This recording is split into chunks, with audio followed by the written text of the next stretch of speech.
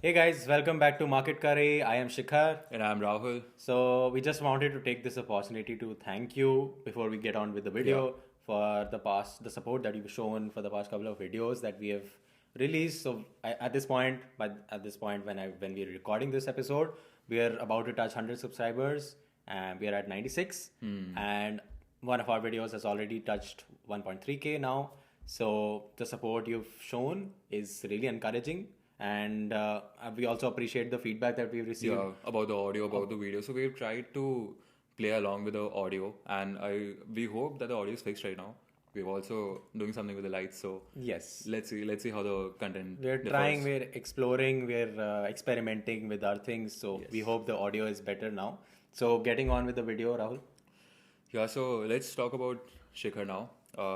Shikhar, so let's give your background first. Yeah, so I am 25 years old now, and I hail from Indore, India, but I've lived most of my life in Gurgaon, Haryana, Delhi, and NCR.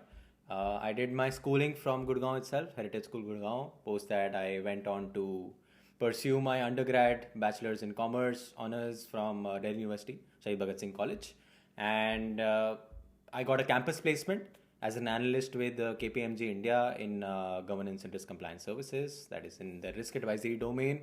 And I worked there for a year and 2 months, post which I moved on with my role at PwC India in risk advisory as a senior analyst. So that was my role, the latest role that I did. And I left that in March 23 after serving for about 1 year and 3 months, 4 months. And I got through a couple of universities, and I chose Northeastern, pursuing Masters in Quantitative Finance, and I'm right now pursuing my MSQF from Northeastern University, Boston. So that has been my life. I'm struggling, clearly. All of us are. But yeah, it's been a great journey for me personally. I mean, it's just started, I feel, but so far so good. So let's start with Accenture first. What did you do there? How did you get in? And what all did you learn from there? Yeah, so Accenture, I didn't mention that. Accenture Strategy, that was a company that I did my summer internship in 2019. So I was involved in a strategy role. I was an intern for a month and a half, and so that was a very, very, very enlightening and a great experience. I feel that my months there actually shaped my skills, technical skills, mainly in Excel, for the rest of my life. I actually I flew through all the things that were required in Excel because I had such a great background. I had such a great mentor for that 1 month in my internship, who actually and sat down with me. He left all the work. He sat down and wrote, VLOOKUP is equal to this. We sorry, not used to the mic, guys. Getting used to it. So he sat down and wrote, VLOOKUP is equal to this. Sum if is equal to this, and he actually showed me the practical application of those formulas. And that really, I mean, I was thrown. And then after that one day, he left. He left for his meetings, and because management consulting itself is a very travel based job. Yeah. So I wasn't traveling. I was supposed to, but I didn't travel. So I was thrown. I was dealing with clients directly, and so that was my first client exposure, so to say, if I would put it like that. So I was dealing with clients. I couldn't say that I don't know it to the clients.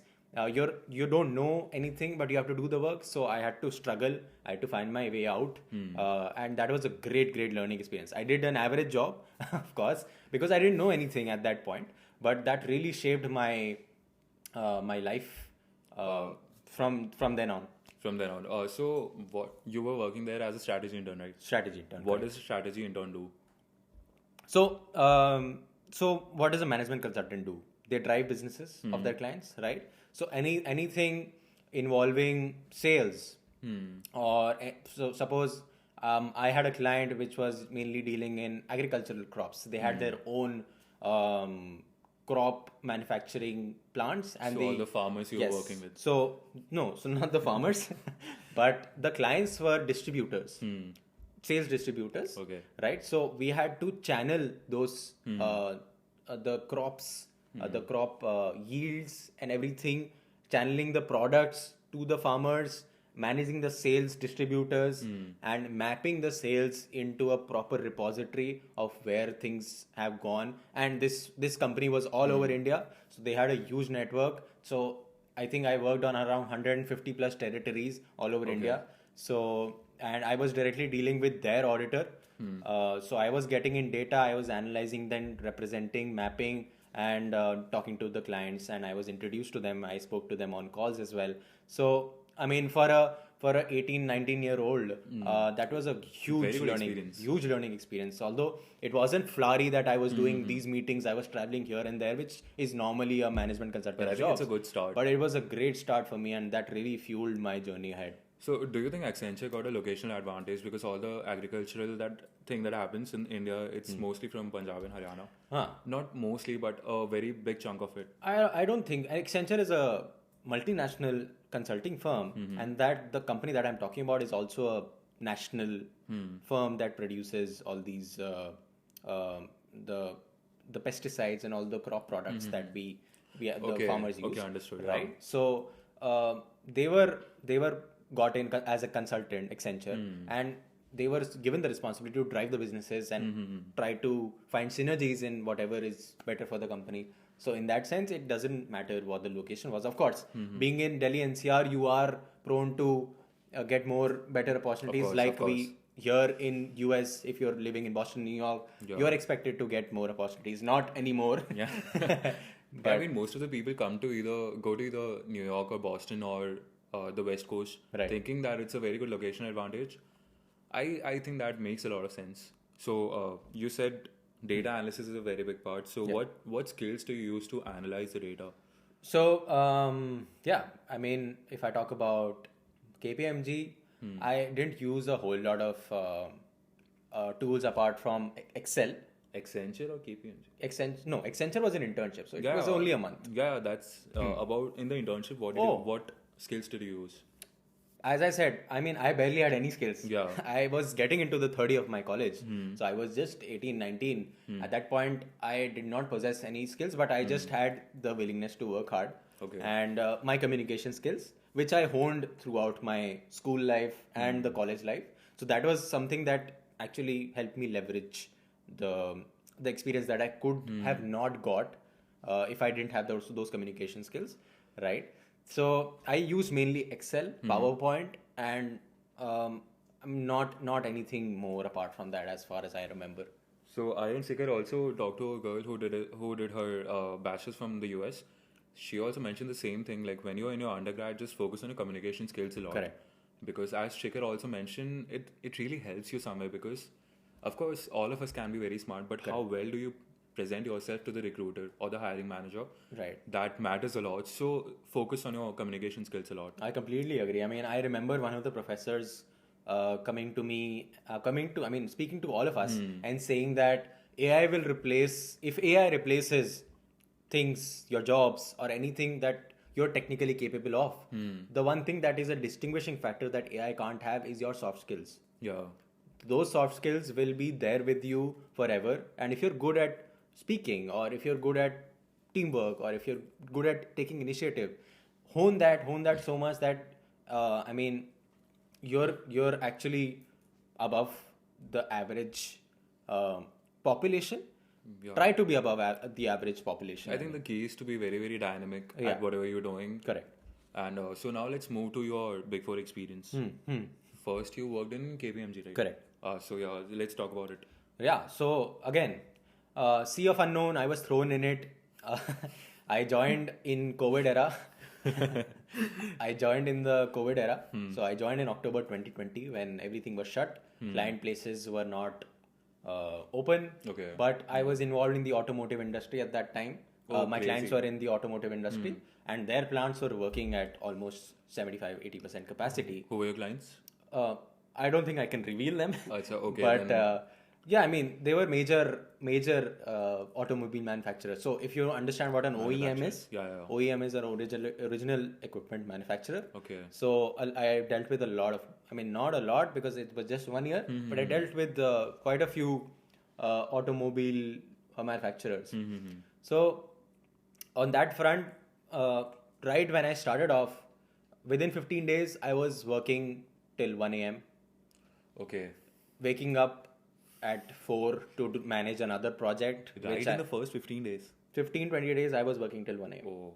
So, and that was a really taxing client. One of the, you understand, a client that is renewed every quarter and every year. So that is a main client for us, main revenue source. So it's like every quarter, the same client with a different entity. So every client has different entities. One Bhiwadi, one in Rudrapur, one in so to say Chennai, or anywhere. So a lot of entities, and every entity had a different review structure. So in KPMG, when I was doing internal audit or enterprise risk management for companies, I started as a fresh undergrad, right? I didn't have any technical skills, but I got good mentors. Mentors are really important in your life. I got good mentors, and I actually slogged my ass off 18 hours a day for at least 8 months continuously. At one point, I was handling 3 projects, working on 3 projects, handling one project. I was the sole person executing. So that's how these Big Fours, I mean, sorry to break this, but Big Fours optimize their costs. They charge so low, they can undercut other competition because they put cheap resources like me who barely have low early costs to get projects, to get done with projects. Because if you show that you're smart, then they actually will give you more work to do. So in my experience, I was thrown in the sea of unknown. That was a huge learning experience with me. I mean, I tell this to everybody. I was sitting across, pitching what is wrong with the company to a person who has had 25 years of work experience. In the same industry. In the same industry, working in the same company. And I'm telling them, as a 20-year-old, this is what you're doing wrong. That takes a lot of guts. So yeah, fake it till you make it, guys. That's something that was taught to me in my induction. Because that's a very good advice. Fake it till you make it. Because yesterday also I was talking to someone, and he told me about some other guy who's doing really well in his own course, and that's how he landed an internship in the US right now, which is a very big thing for now. And I think he told me the same thing: fake it till you make it. So that's a very good thing. That's actually true. I mean, we were taught this we were told this in our induction in KPMG. It was a consulting induction, so to say. But they told us fake it till you make it, because they knew that what was coming for us. They knew that we'll be thrown into dealing with people with so many more years of experience. I mean, at one point they shouldn't be like, how many years of experience do you have? Of course, because you don't know anything. So you have to pretend that you know till you actually know about it. So that was the case with me. Working those many hours, working on those projects, I was able to get that confidence in me, and I got that technical knowledge to actually say that this is what is actually an industry practice. Industry accepted practice. This is what you're following. This is wrong. This is a control failure. This is a risky maneuver that you're doing. So from that sense, it was a great learning experience, and I really enjoyed my time, but it was in hindsight very toxic for me. So I think it's very subjective if it's toxic for you or not, because I don't think all the people work as much as you did. Maybe. Most of them are required to, but many people don't do. Is it like a seasonal job where you are supposed to work for 12 or 14 hours, like 3 months a year? No. So what you're talking about is audit. Audit has a busy season and light season. That's what I meant. But for consulting, there is no busy season. There is no. So you're continuously, one project ends. So at most of the times, my one project hasn't ended, but I've got another project starting. So everything gets squeezed into that timeline. So you really have to really push yourself, work extra hours. And what was the range of your salary? Like 10 to 20, 10 to 15? So when I started, it was around 4.5. 4.5? Yes. In the first year? In the first year. So already the clients, like if you had to talk about if they were supposed to pay someone in the US, they would be paying around 50 to 60K a year. And already they are saving a lot of money by employing in India. No, but what you're talking about is an outsource. So I was working with India businesses. So I was working in KPMG India, PwC India. So I was dealing with only Indian clients. Only the Indian clients. So if you talk about Deloitte, USI, EYGDS, and PwC UK and all these firms, they are the ones who who are accepting outsourced work. So Deloitte, USI is Deloitte offices of the US and India. So they get work outsourced from US and they do the work here. So you just have to type in, and they get actually very dearly paid because it's I mean, because of the overseas clients. yeah, I mean they have a lot of they're earning revenue in dollars, so Yeah, that makes a lot of sense. exactly. So that's where the disparity comes in. So I mean, salary is, I feel, subjective, depending on which college you're from. First of all, people have got 3 lakhs for the job I was doing. People have got 6 lakhs, 7 lakhs for the job I was doing when I started. So it depends on the college. And what technical skills did you gain, or did you have to use? As I said, Excel, PowerPoint, I really had to blast through Power that. BI? Power BI though was in PwC. Okay. PwC. We'll come to that. Yeah, we'll come to that. So I had to blast through Excel and PPT, PowerPoint, and those two things were actually my skills skyrocketed in KPMG because I was only doing numbers, data analytics on data. So if you know SAP, Yeah, SAP, you get reports. You have to do analysis on those reports. You have to use pivots. You have to use a lot of functions. Try to create your own analysis. Understood. Do your workings and try to find observations that you find, and you try to pitch them that this is wrong. This is a very risky thing that might be a control failure in the future. This is how you can mitigate it. Okay. So risk advisory deals with risk identification, risk mitigation, and all those things, right? So internal audit is a tool that you can use. So internal audit is one tool that I use that I learned, and enterprise risk management, that is also a service deliverable that we do. We identify the entire risk horizon for the company, and try to measure where the company is at, and that's actually a very important thing.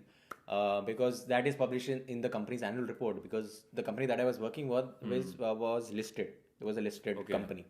So it's published in their annual report, and it is pitched to the CFO, CEO, everybody, MD. They look at it and they really care about it, because risk is something that no company wants to take. I mean, as simple as a reputation risk, right? If it's a tire manufacturer, if something happens, that if a senior board manager says something, then I mean, it might cost a reputational damage. So those risks also have to you have to be careful about, and that's what we actually mapped for them. So we had to create entire decks, full decks, multiple, like 50 iterations of the same deck. Okay. So that's iterations, finalizing, perfection. That's something that I learned, if not technical, but something like that. And I learned SAP. In KPMG. That was a very good addition. I got the access to SAP on my system, and every client I went to, I used to visit plants, I used to visit all the client places, and that was a very hands-on exposure that I got to SAP, and that was a good experience, SAP. So technically I learned a couple of more tools, but not to that much, to an extent that I can actually tell something about it. I mean, I don't know those tools. I mean, I would have forgotten by now, although I'll recall if I get my hands on it. But that was mostly it. But mostly my job was centered around Excel, PowerPoint, and all those things. So Shikhar did a very good thing by dropping all the hints that you can use to guess what companies did he work with. So you mentioned the locations and that the companies were listed. Yeah. So if you can figure it out, just drop in the comments. Drop it in the comments, guys. Yeah. Now let's move to the second experience. Yeah. The second work experience. Yeah. PwC. Yes, sir. Yeah. So also KPMG, both of the, because if you show potential, if you show promise, I was actually given the responsibility to train new people coming into the organization. So that was a good learning experience for me, because if I tell them something wrong, then they're learning it wrong. So I had to make sure that I know it correctly in order to tell them, train them correctly. And this happened in both of my experiences, in KPMG and PwC. Within 3 months, I was given the responsibility to train other people. And how common is it? Very common. If you're knowledgeable, if you're doing well, if you know your things, then they won't waste time of the people who are working higher up. They know that your time is less valuable, right? Because you're being paid less. Yeah. So they'll put you in charge of the person. So it's a very like cutting costs at every level that they can. Absolutely, at every level. and that was COVID time. So they actually made sure that they had to cut. I mean, so my joining was supposed to be in June 2020, but they delayed it in October 2020 because if I would have joined in June 2020, I would have been eligible for a bonus next year. Okay. So that's why they delayed it so that I don't get a bonus. That's so crazy. And what did you do in those 3 months? June, July, August, September, October? So my course actually got over in August end because they did an open book. But were book. you really studying? It was online? No, I was actually handing over. So I was in charge of the placement cell. I was creating a new team for so most of the college stuff, and I was actually chilling a bit. I actually did a graphic designing internship also during that time. But that was, that was just for the experience of it. I was just feeling very bored. One thing that I've learned from him is if he's doing something, he'll do it in a very, very structured way.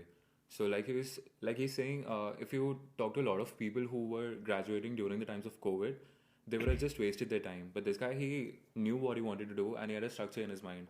So he worked in the placement committee, did something for his own college. Yeah. So that is one thing I like a lot about all of this. No, I agree. I like to be structured. I like to be organized. That's just who I am, I feel. It keeps you very fresh, man. I agree. If I even have my bed not done right or my table unorganized, I get, maybe it's OCD or something, but it's not OCD, bro. It's just how you like to be in your real life. Like all the time. I like to be very, very organized. And I forgot to mention this. How did CA intermediate help you? Oh yeah. So even I didn't, because it's not there on my resume. I don't want to be looked at like a quitter. Okay, so why didn't you take the third level? Yeah. So I passed the group intermediate group 1, right? So I didn't pursue it. I did that in my college. So fun fact, I failed the first attempt, group 1, and I failed by 5 marks. What was the reason? Was the bachelor's your reason? You were not able to manage your time? I don't know. Maybe my prep was not good enough. I don't think so. But I failed only by 5 marks. I passed it, the rest of the things. Okay. But yeah, I took it on myself that I won't leave it here by failing. I'll pass it and then go for it. So I passed my group 1, and then I had already decided in my mind that I won't be pursuing CA. That was mainly because of the articleship commitment and the studying commitment. Yeah, and it's very hectic. Yeah, it is hectic. People have, my friends have done it, and it's a very respected job. Not to take it away from that, but I honestly felt that I wasn't very inclined with what I was learning. What I wanted to learn is what I'm learning now. I wanted more core programming languages. I actually tried a lot to learn programming before coming here in my work experience or whatever, but I couldn't actually get hands on with it. Now is the time I am actually liking it and trying to do projects, trying to build my acumen with that. So that is something that that's lacking in the CA curriculum. But I think that pretty much explains how your mind really works. Yeah. Because I'm guessing that you wanted to do programming because you understood that this is something that can replace everything else. Yes, correct. So I think the more you look ahead, the more deeper you dive into all the things. Correct. So I knew that there is harm or there is some downside to actually pursuing this, investing this much time in the career. So it might be wrong. It might be wrong. We don't know yet, but I feel that I'm in a good place. I took a right decision. I think as long as you're very good at whatever you're doing, it doesn't matter if you're wrong or right. Agreed. But I am in a very good place now. I feel good about myself. Yeah, that's a very good thing. So yeah, back to PwC, and then we'll talk about the CA part. Yeah. So PwC, what was your job role? So I was a senior analyst in PwC, again in risk advisory. Okay. I was loaned to a very big. I was loaned to Microsoft India. So if people don't know, a loan means I was a loan staff. So I was loan staff. I was seconded to Microsoft India. I was working directly with the managers there. Of course, I was responsible and accountable to the management here in PwC, but I was directly dealing with the management there. So I was actually given a project that was going downhill. Initially, I started off with very basics about learning about the policies, because Microsoft is a huge of course, it's a giant. Did you see the video? Which Bill Gates. Oh yeah, Chai time. chai time, and It's so weird, I just though. read that the chai wala who was making chai, he didn't know who he was, Bill Gates. Oh, crazy. He actually said on record that I didn't know who he was, and we didn't even talk. That is the reason he was able to perform so Exactly. well. If His he own knew, skills. if he knew that it was Bill Gates, I don't think he would. Performance pressure, bro. Yes. It would have killed him. Exactly. So, but coming back to the topic, Microsoft is a giant, of course. That is mainly because they have a beautiful governance structure. They have excellent policies, and they're 10 years ahead of any organization in this entire world in terms of governance, in terms of compliance, controls. Okay. Yeah, right? good. So I was mainly working with the controls and compliance team based out of Microsoft India. And before that, I was learning about the policies, because there are thousands of policies that you need to be accustomed to before I got to the role of before I got to the project that I was supposed to do. Did CA ka padhai help you in this? Because I think CA is a lot about retention, so it might have just trained your mind. That's what I meant to ask. I mean, any sort of studying will help you with that. Bro, but I think CA is so rigorous and it requires so much of knowledge. Now that we talked about CA, I'm able to like connect the dots. But I wanted to know your perspective. I don't see it that way. Okay. But maybe it did help, because undergrad में कोई पढ़ाई नहीं करता है. Nobody studied in undergrad. So we studied one day before the exam. That's what we did. But CA you have to study.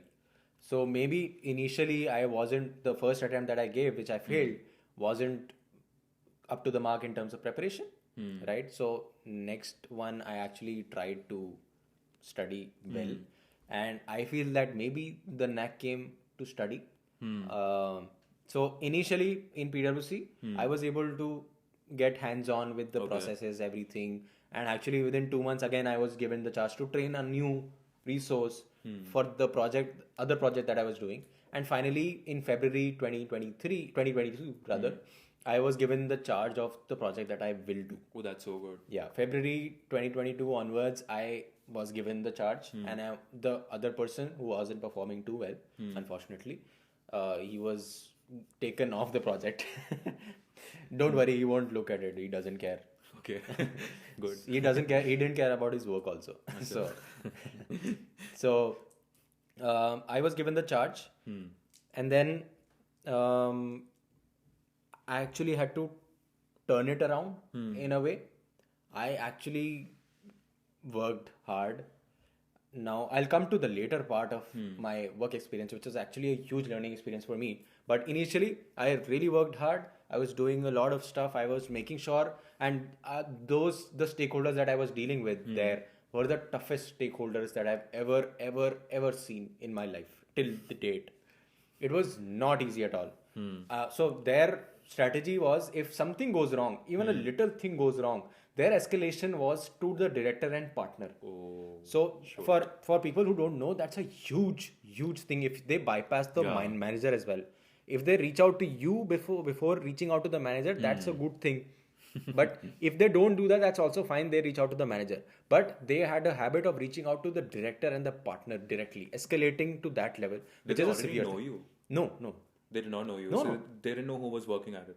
No, of course I had to physically be there in the I worked out of Microsoft Office, so I was there. I was working with them. They knew my face. That's even bad that they knew who was working. Yeah. And then they just escalated Exactly. So it. of course I didn't get the time to get on with the impression, my impression, which I usually have been very good at. My first impression is I ensure that it's always good. I'll agree. But that one thing I wasn't able to do initially. I started off on a very average note or a very bad note, but I had to turn it around, and I did that. In July, they had a meeting with my director, and they were all praises about me. They really appreciated me, and I got an award for that also, Advisory Excellence Award in August. But after that, so the saga of applying to universities started. So I had to prepare for my GMAT. I had to prepare for my IELTS. When did you start? I started way back in July. July. Right. So I had to prepare for my GMAT. I shouldn't say this. I shouldn't say this because my manager might be watching. I didn't tell her that I gave my GMAT. I think he might have expected it. She might have expected it. Maybe. So maybe, yeah. Yeah. So I was preparing for it. I was preparing for the applications. I was preparing for everything. I didn't score good in my first How GMAT. much did you score? 590, 600 something. 590, bro. I scored 480 because I don't know, man. GMAT is just not my thing. Yeah. I cannot sit at a place and be under the timeline that you need to do this under the timer, bro. It's like so too difficult for me. Then I got a good score, 680, and I went on 680. Yeah. 590, 680. That's a very good. That's what I'm saying. Managing your job with studies was the toughest thing. I lost friends. I lost close acquaintances. I didn't speak to anyone. I deleted Instagram. I deleted LinkedIn. I deleted Netflix. I had to cut myself off from everybody, and I regret that. So I mean, honestly, I actually lost touch with a lot of friends, which I didn't like. But that, I mean, it's part and parcel of what you achieve, right? So I mean, the ones who stuck around, of course, matter more to me. But of course, I lost a lot of friendships during that time. I think it's a regret because like I scored only 480, so I did not submit my score to Northeastern, and I still got in because now the universities are also realizing that it's important for you to perform well in a bachelor's, right? Rather than just looking at the GMAT scores, it's much better to look at the bachelor course.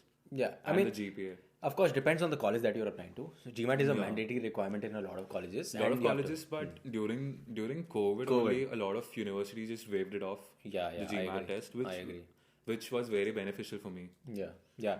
So again, I gave my GMAT. I gave everything, and then at that time, it was a peak time in Microsoft India for us, for the team that I was working with, and I was flabbergasted with the amount of things that I had due on me.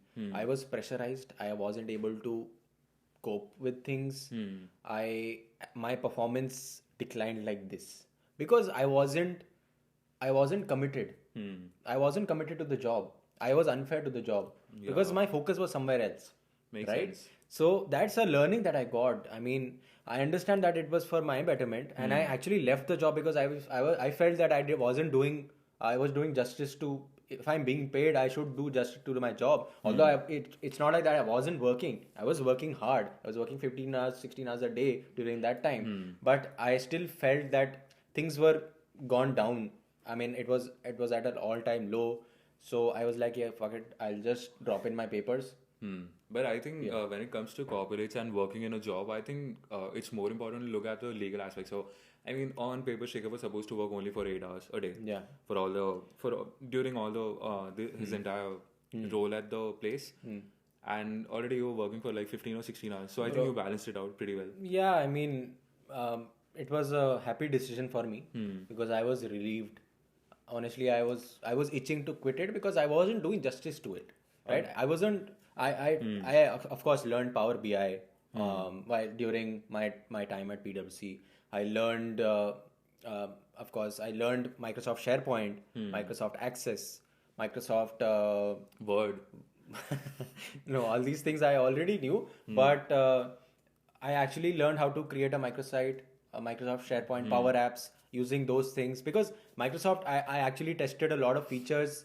I got to test a lot of features which were actually not released to the public. So that I got a Surface laptop, so those features were there. They try it out on the employees first and then release it to the public. So that from that perspective was a great experience. Do you like Surface? No. MacBook. Nice. But for Excel, PowerPoint, and all the Office products, Microsoft is the way to go. Don't invest in MS Excel. Sorry, on a Mac if you're actually working with Excel only because it's absolutely shit. Excel on Mac is absolutely shit. Do you think it affected your mental health in a negative or did it prepare you for something very big? Both, I feel. It did take a toll on me because I don't like hearing negative things or performing low. I like to. So my father always told me wherever you are. Tells him. Tells him. Tells me. Sorry. I mean, उन्होंने बोला मेरे शुरू में बोला हमेशा बोलते हैं and he always tells me कि भाई if you're there in the top 5% of wherever you are. If it's a large top 5 people, if it's a small group, top 5% if it's a large group. If you're there, if you're trying to work to get there, you'll be good. So I wasn't working that way, and I wasn't feeling good about myself. I wasn't in a good space.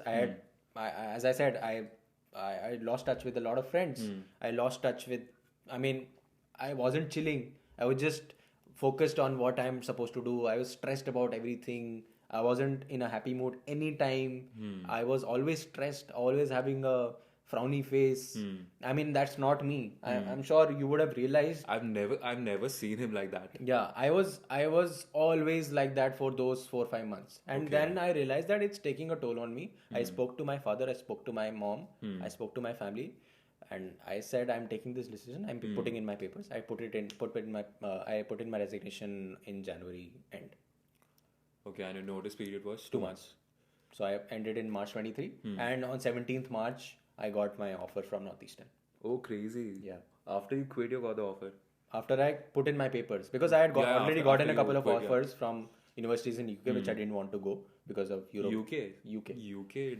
Yeah, not a very good choice right now. So exactly. So that's why I got my offer from Northeastern, and then I was satisfied. Okay, now we'll work on things. How do you think all of your work experience helped you with the time management? So just to give you guys a background, he manages his time pretty well.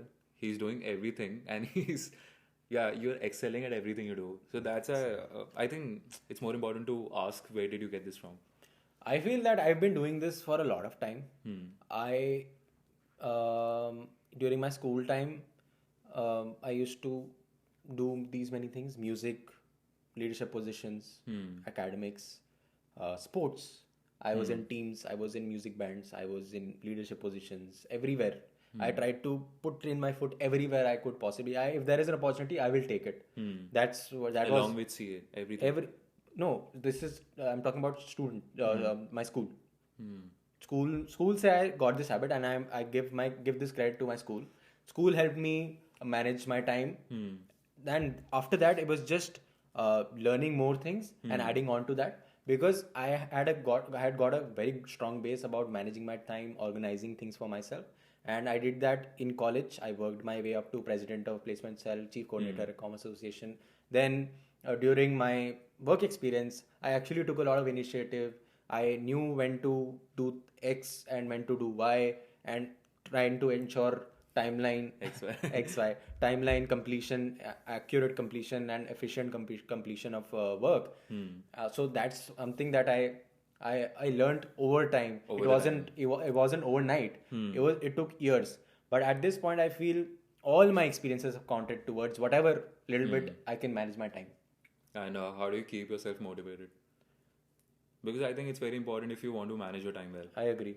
Motivation for me is reward, which might be problematic for some people in hindsight. Bro, it's the best thing. Yeah. Not problematic. If people will be like, yo, reward is not necessary. If you feel also, you'll also get motivated. But that's the also vision different. Is important. Yeah, that's also good motivation. Failure is a good motivation. But for me, it's reward. If I get rewarded with even the smallest thing, even a small appreciation by a person, that actually satisfies me that okay, yeah, whatever efforts that I put in, whatever time that I put in, it actually paid out. It was appreciated by a person. And reward can be in any form, so it not necessarily be in monetary or like a certificate or something like that. It can be anything. So for me, motivation is reward. And what do you feel about the master's course? Yeah, feeling very positive, learning new things. That was the main objective of doing a master's course. And I feel that I have been learning new things coming here. Programming. Yeah. That was something that I always wanted to learn, and I feel that I am now confident that I will be able to learn it very well eventually. So I have figured that out, and of course the subjects are really good of my interest, so that's also a very good plus. I think for me, the definition of a master's course has changed completely in the last 6 months. Yeah. Before I came here, I was like, I'll be focusing on my skill development all the time, and I'll be applying for my internships only on the weekends. But after taking the course, after starting it and applying for the internships, I've realized masters is more about 40% coursework. No, just maybe 35% coursework, 30% networking, and the rest is internship search. Yeah, I agree. So that is what I feel about the master's course, and let's see how it goes. Yeah, let's see. I mean, it was lovely chatting about my life. I don't think I've shared all of this with anybody in one go. Yeah, of course. Yeah. It's so fun to talk about people's experiences. Bro. Yeah, I can actually talk about 40 minutes more actually. Bro, I would love to. Anyway, I think I'm still waiting for this semester to get over and then to share all of our like the entire first year of our college. Experience. We can actually call the entire gang and do. Yeah, we'll do for sure. Yeah. Is there anything else we'd like to talk about? No, I mean, honestly, all of this bullshit about being motivated and rhetorics about working hard and managing time, that is fine. But I would suggest everybody whoever is watching, whatever limited amount of people are watching, to try to explore new things and put yourselves in difficult positions. Because if you're in your comfort zone, you will never grow. I have learned it the hard way. I have always been put into uncomfortable positions, and now I love being in uncomfortable positions. I love being put in or putting myself in uncomfortable positions, because that's the time I grow a lot. Whenever I'm in the comfort zone, I know what to do. If you don't know what to do, that's when you learn the most. So that's my advice. Okay. To people. I think that's it. That's all I wanted to ask you. Yeah, I think we're done. I hope this is useful. Yeah, I'm sure it would be useful for a lot of people. Yeah. If you have any comments, might be a very strong statement, but yeah, okay. I mean, if you have any questions for me or for Rahul, you can definitely drop it in the comments below, or we'll just include our LinkedIn profiles in the description. We should do that. Anyways, we've been getting a few messages about Northeastern and everything else that is happening right now. Yeah, we're trying to get someone who's already working in the control. Yeah. So as to provide a very good and a very deep perspective into the roles. Yeah. Let's go for it. And if you have any questions for us, be it about Northeastern or MS in Quant Finance, or you want to connect to any other field, like a person from some other field, just let us know. We have friends all around, bro. Like cybersecurity, business analytics, data analytics, everything. I agree. Yeah. So I mean, ending on it on a very positive note. I mean, all the best to you, whoever is searching for masters or whoever is searching for jobs in the US. So there's a thumbs up for you guys. Nice. Thank you. Thank you guys for watching. Yeah. And stay tuned for the next episode. Yes. See you in the next episode. See you guys. Bye bye.